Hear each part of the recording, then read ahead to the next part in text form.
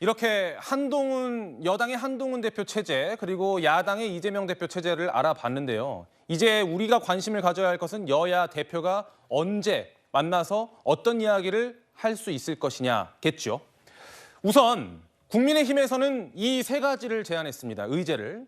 정쟁 중단. 그러니까 민주당이 지금 계속하고 있는 청문회라든지 이런 것들을 좀 자제하자. 그리고 민생 회복, 금투세 폐지하자. 대표적인 것이죠. 정치개혁 협의체를 만들어서 대화를 이어나가자. 이런 제안을 했습니다. 한편 민주당에서는 최상병 특검법, 그리고 민생회복지원금 25만 원, 그리고 지구당 부활 이렇게 세 가지 의제를 내놨고 원래는 오늘 만나기로 했었는데 이재명 대표의 코로나 확진으로 회담이 수년되면서 사실상 아직 의제 조율도 제대로 되지 않고 있다는 그런 관측이 나오거든요. 김 부대변인님, 네. 어떻게 조율을 할 수 있을까요?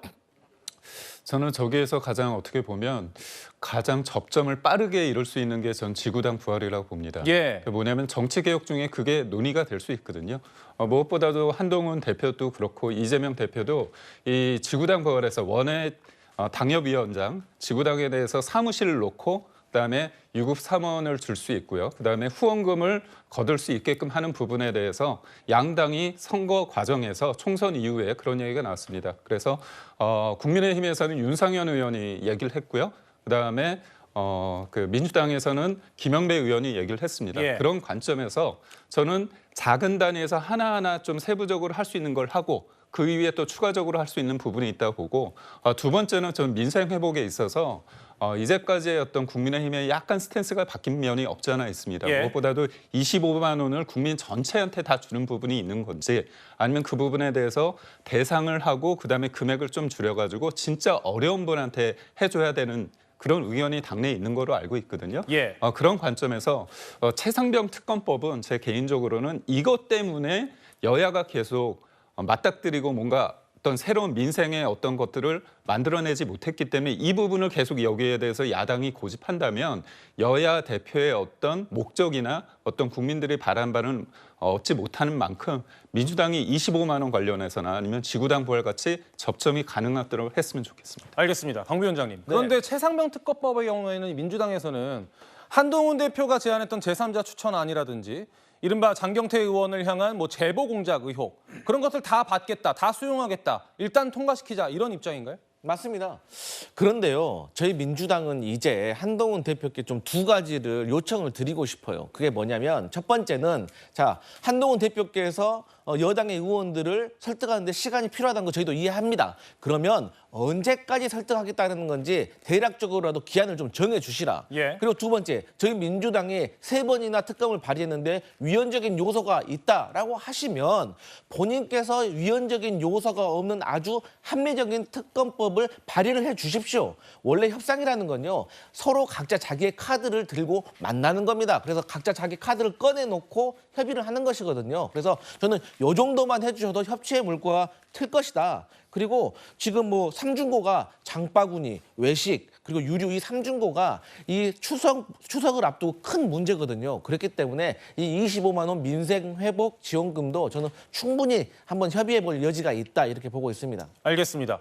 김 부대변인 하나만 더 여쭙고 싶은데 짧게.